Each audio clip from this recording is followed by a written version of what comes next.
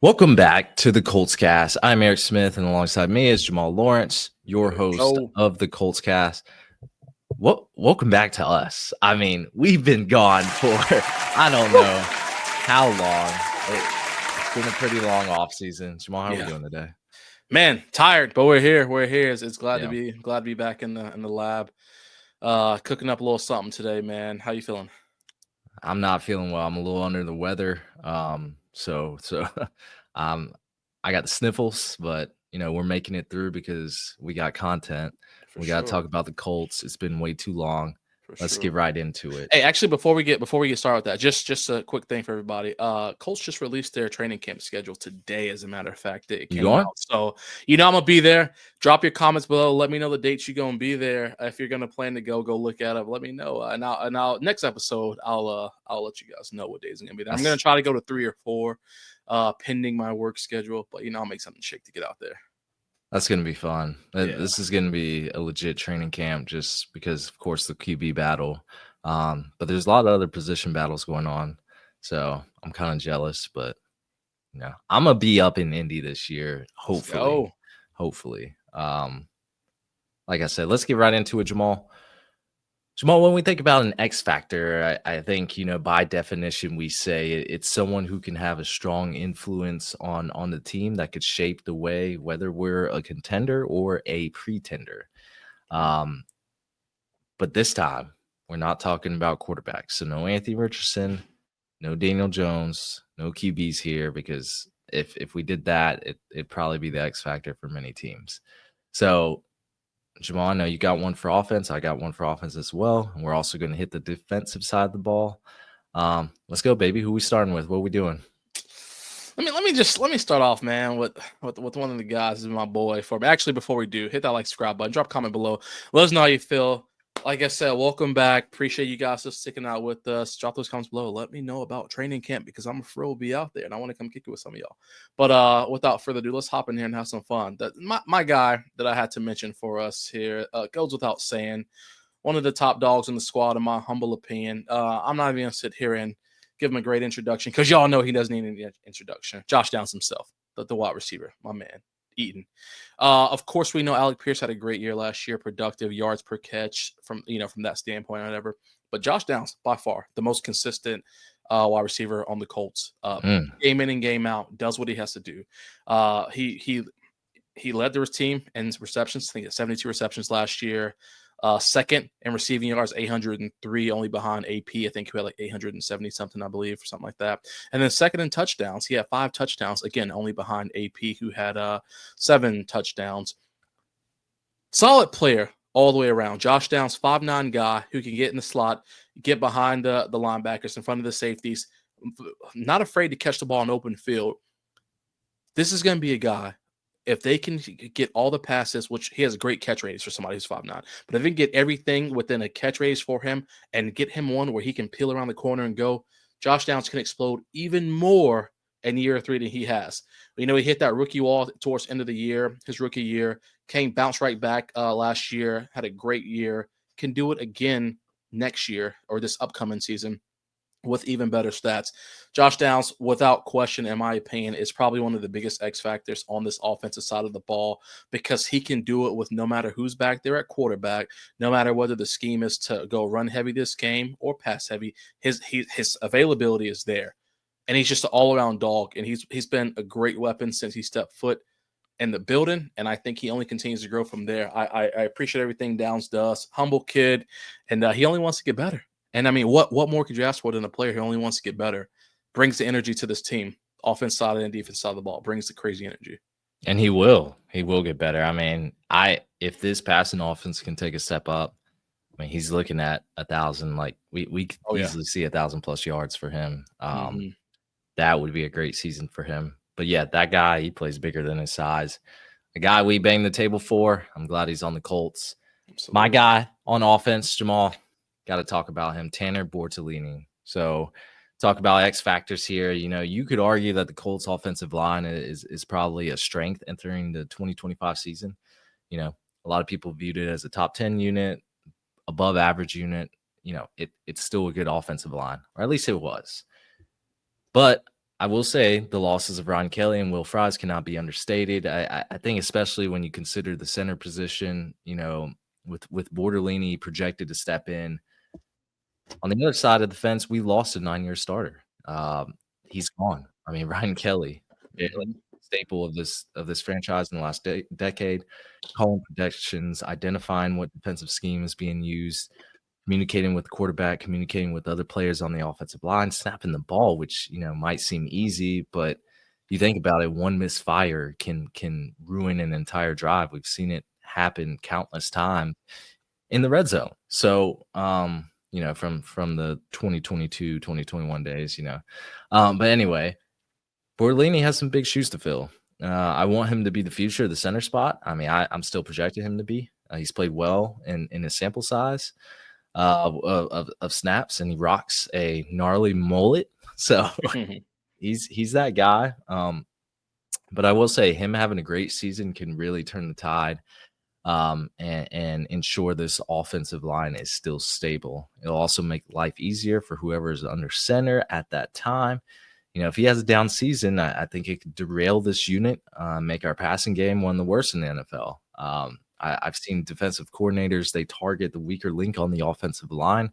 Let's just say, like, oh, your left guard, he bun cheeks, like he ain't got that dog in him. We're gonna attack that guy. I'm gonna stunt our best pass rusher in the interior to go inside on multiple plays. Again, I think Bortolini has the dog in him. He will be fine, but he's definitely the X factor of this offense and keeping this offense afloat. Without question. There's nobody I trust on this offense more than Tony Sprono to make sure that I should say on the staff, not as much as offense, to get Bortolini ready to go. These guys, they understand what's going on. The writing was on the wall for throughout the season, whether we knew it or not. I know Sprono and company knew that maybe something would be coming down the pipe, so they've been trying to get someone like Bortolini ready for this, and he knows he has big shoes to fill. He's had a couple opportunities to start a couple games, so I think that he understands the magnitude of what this is. Now to be running the offense, he's the accordion for what it's worth. And while I do think Daniel Jones is a smart quarterback, as well as I think Richardson is also a smart quarterback, as I said many a times before, honestly, the best quarterbacks usually have a very bright center in front of them, explaining protections and what's going on with them. So Bortolini, use those brains, show us you can do it, and like you said, if he can figure this out, I mean, it will be the best thing that can happen for him. But we could also see that nightmare of defense coordinators targeting him, sending stunts all across that zero gap right there. So it'll be interesting to see, or that zero Mhm. technique, I should say. I'm excited for it though. Borderline's gonna be ready for it. He's gonna be ready. Yeah, I think he will be too.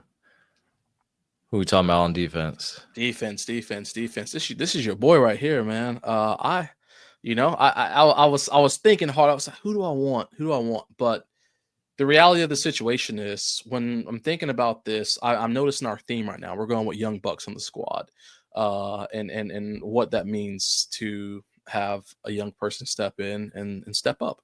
So I Look at had my to go with boy. Look at my Leatu boy. Latu, Leatu Ah, Latu. here we go. Yeah, yeah. Listen, now again, Eric and I have made plenty of episodes on Latu, talked about whether or not we thought that this rookie season was what it should have been, compared them to other rooks out there and all that good jazz. But numbers are numbers. You got to talk about it. I think that because he has a lot of growth that can happen, and I think that will happen. Also think that he understands what happened last season for him. According to PFF, he recorded 38 pressures, 14% pass rush win rate, which was third amongst all rookie edge rushers who qualified, of course. Um, he knows what needs to happen on this defense side of the ball. Brand new face in the building, Lou Anarumo coming in here. Going to have new stunts going on. Going to have a lot of different plays going on at the front line, the backers, up out into the secondary. So I think that this gives Lazio a chance to really kind of hone in to his skill set. The rookie jitters are over at this point. He should be feeling good about himself. He didn't play every single snap, but I think that with him getting the amount of snaps he did and the rotation that's going to be there, of course, with Abukam, should be back. Um, I think that Latu's going to have to understand, and I think he does understand that for him to be on this field and be productive, or for him to be on the field, he's going to have to be productive, which is going to go hand in hand with him. And I think that Latu can be this X factor force as he tries to get a sack every single time he is on the field. Obviously, I know that's not realistic, but if he can at least muster up a 10 sack season, I'll give it to him. I think last year at 4 sacks, 10 sack season will be phenomenal for what we need it for, because that's a disruption. If we're already causing 38 pressures, 14% pass rush run rate, all you got to do is capitalize. Close the deal now. Close the deal. Get yourself 10 sacks. And I think that it could help elevate the squad a whole lot on the defense side of the ball. I'm glad you came around to liking Latu. The expectations of some fans is he's supposed to be TJ Watt out the gate. That is not the case. It just doesn't happen like that. The transition to the NFL is one of the hardest things to do. But Latu, that's a good one. My pick, Charvarius Ward. So fresh blood. Yep. I'm a big fan of corners, Jamal. You go back in time. Let's go back in time. Let's go back to 2022. You think about that 4-12-1 season and where everyone got fired. Jeff Saturday was the head coach in the conspiracy tank theory. You got Matt Ryan, who had a noodle arm. The historic comeback by the Vikings to win that game where I was at a bar. I remember that. I had to put my jacket back on because I had a Colts jersey on, so I didn't want anybody to see me. All the bad stuff, right? There was a few bright spots, and one of them being Stefon Gilmore. So Gilly Lock was a lockdown corner for us and actually won us a couple of games with some game-sealing interceptions, some great pass deflections to end the game. I honestly think if Gilly Lock was not on the team, we would have had the number 1 pick without him. So at least in the 2023 NFL draft, which maybe in hindsight, it's like, maybe we shouldn't have signed Gilmore, but that's neither here nor there. My point is the impact of a lockdown corner can, what the actual impact can be to a defense, to any defense. And Charvarius Ward, he's played at a high level, a lot of years of his career. I would say, 2024 was obviously a down year for him with a lot of personal matters going on and things like that. But he was an All-Pro 2 years ago. He should have been an All-Pro the year before. With Ballard going and acquiring him this offseason, I think we're expecting him to return to that high level of play. I think a change of scenery will be great for him. He'll come back stronger. But look, if you can lock down the opponent's best pass catcher, life gets easier. Win probability goes up. I love it. It's just, can Ward return to that level? I think he can. And, with Anarumo coming in, I think it's going to be a fun year to watch this defense. Agreed. There's just so many things that happen with this team this offseason, between obviously getting a new defense coordinator, Jim Irsay, the daughters taking over. There are a lot of things that are up in the air right now. I think a lot of players are kind of on their heels right now. And I say a lot of players as in like Colts veteran players. Ward and these guys is a fresh start for them. They're going to come out the gate playing hard. They're gonna do everything they can. Some of the other vets in the team, they in the building, they may be a little nervous right now. So I think they're going to elevate their play. What's also going to elevate their play is having someone in there who has played at an elite level and is ready to, like you said, just kind of get a whole new perspective on this. I think that the Colts are, and I know we say this every all season, the Colts are set up for success. It should happen. This I sound like a beat drum, speak for we, bro. Almost every year I feel like I've said, the Colts should do. They should, obviously without Chris Ballard, but neither here nor there. But Colts have been set up for success. This is, again, another time I'm going to sit here and say Colts are set up for success. Defense coordinator who should help us out. Players who will help us out. As far as, like you mentioned with the Gilly Lock reference, I don't know if Tre'Davious Ward would be as good as Gilly was for us, because you beat the tape for him and you were 100% right on him. However, having somebody in there who could even do just a smidgen of that elevates the team. It does. There's just no question about it. So I'm excited for Ward to be here. I'm excited for everything that's going on with this team from the defensive side of the ball. Hopefully, it's just a whole new thing of not allowing 29 points a game. That's all I can ask for. I think since we hit rock bottom, I think the only way out of there is up. So That's I what think I we'll hope. be fine.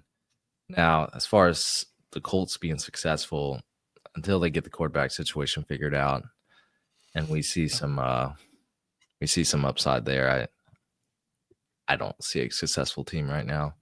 I could be wrong, but Hey, you know how to fix a quarterback situation. yeah, Anthony Richardson in there. Take it from the top, dog. Get rid of your GM. Then you can figure out We the will quarterback. see. We will see. We still got training camp to get ready for. But everyone, Colts Nation, that is our X factors for both offense and defense for the Indianapolis Colts. Let us know who your X factors is. You know, the guys who are going to have the most potential, strong influence, most impact that could sway this team to the good or to the bad. Just let us know in the comments, Jamal. What else you got? Last thing I'm gonna say, man. Got another man. You know, I'm always adding something to the collection. Got a little something from my boy Jamie out the dugout. If you're in Indianapolis, go check out Jamie at the dugout. But he went ahead and gave me his Tyreek Glenn Ring of Honor bobblehead. Wow. So I have it added up there with the Dwight Freeney and the Dallas Clark. Of course, we know game 1 they're adding Jim Irsay to the Ring of Honor. So I'm assuming get a bobblehead. Then Eric, I'll try to get you one. Add it to the collection, man. If you're ever in Indy, you go to the dugout, check out my boy Jamie. But yeah, just something new, man. I got a shelf right there, a little cabinet. Yeah, so ready for something. I can put some stuff up there, but yeah, Tariq Glenn. Yeah. One of the best offensive tackles for the Colts, right? No question. So, hey, man, Bernard Raymond. He about to be better than Glenn? No, I'm just kidding. No. Hey, we'll see. I don't know. Ryman's played pretty well. I think he's got a lot down. So he stepped into his role well. Ballard hit on that draft pick. Yeah. Chris Ballard. Hey, we'll get into it later. Hey. BDV. And that's going to be it for us, everyone. Thank you for listening to the Colts Cast. We're live on Apple Podcasts, Spotify, YouTube, or any platform you use to listen to podcasts. And we'll hopefully be back sooner than we were with some more Indianapolis Colts content. Y'all take care. Take it easy.